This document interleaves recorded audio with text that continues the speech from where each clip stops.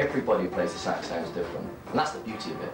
That's why teaching is never boring. It's not like a piano or a guitar where until you develop your own style, it must be a bit hard work. Sax is like you've got your own sound right from the beginning. And there's always something to learn. You learn every day something new about playing a musical instrument, especially the saxophone. You're always learning, you're always growing with it. The best example I can tell you is a guy called Andy Hamilton at 74 who made it. And this guy made it at 74, and he said to me, "Do you know, Mark?" He said, "I think I'm just peaking."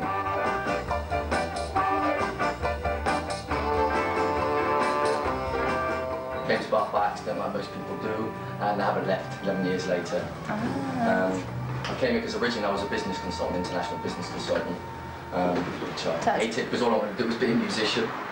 I didn't like being a business consultant. They made me work too hard anyway after college. And also, all I wanted to do was write songs, to be honest. My original goal was to be a songwriter, and the sax was something that I could do to make some money, and the sax now has developed and developed and developed from that.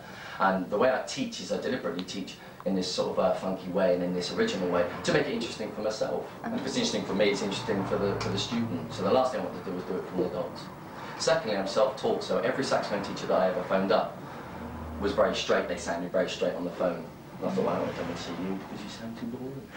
So I've always tried to be sort of quite original, quite funky, and make the sessions as enjoyable as possible, really. Come on, baby, don't you want to go? Come on, baby, don't you want to go? Back to that same old place, my sweet home, Chicago. Saxophone school started, originally I started teaching in 1989 in North Parade, right next to the Deaf Centre, which was beautifully positioned.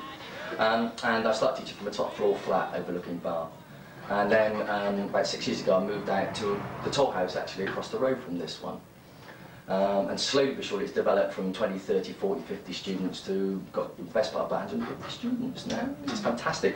Most people who have come along have never played before, they don't need a saxophone to start, they don't have to have any musical training, they can just come along and learn very quickly by the ear. We get all the notes sorted out, put all the funky colours on top of the notes, wahs and woos and growling, and then we do all the showy-offy things like your Baker Street and your Pig Panther and what have you, so you can show off real quick. Because I think that's really important when you're learning something. And then we follow things through the ear, playing some amazing pieces by all sorts of top saxophonists, and then ultimately get you to jam, improvising your head off, which is what we like doing the most.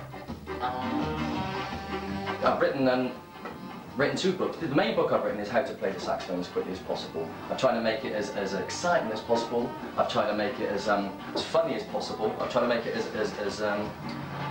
as accessible as possible, really. Most saxophone books that I've read, certainly when I was learning, were very dour, very hard work, and only my sort of sheer stupidity and general joy of playing the saxophone kept me going, really. They were so dull and so tight. There are two basic ways to learn music. You can either learn it by ear, which is this approach, or you can learn it from the dots. In a perfect world, really, you would learn from both. So you could look at a piece of music and play it straight off, or or you can play it by ear. But I've got a number of students who have learned from the dots, who have now broken through and play by ear very comfortably. And likewise, I've got people who have played by ear and then gone across to learn the dots. Personally, I think if you could learn it this way to start, having the fun, the excitement, and then if you want to go the other side, if you like, you can. It's a lot easier to improvise, not knowing, getting bogged down with all the musical theory than improvising with it, I found. I've even had people from Bath College and different colleges who can't improvise because they've been taught straight for so long, since the age of 7 or 8, and they just can't let go. And improvisation's about letting go.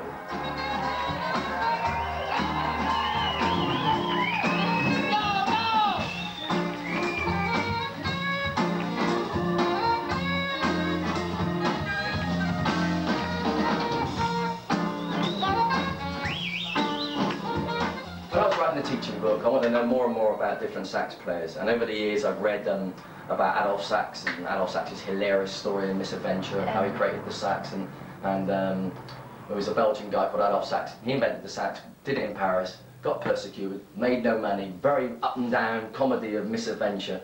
And then I read about more horn players, and each saxophonist seemed to be wild, basically. The criteria to being a fantastic saxophonist was to be a wild individual. That's the other book that sort of goes hand in glove with the Blowout Sax, which again is literally just finished, and that's very funny, and it's also meant to be very quick, because so many people want to know about the sax, but no one knows where to start. So that's the little career of sax madman. And once it's inside you, you know, you can play anything on a sax. You can play happy, you can play miserable, you can just do anything you want, you can express anything you want.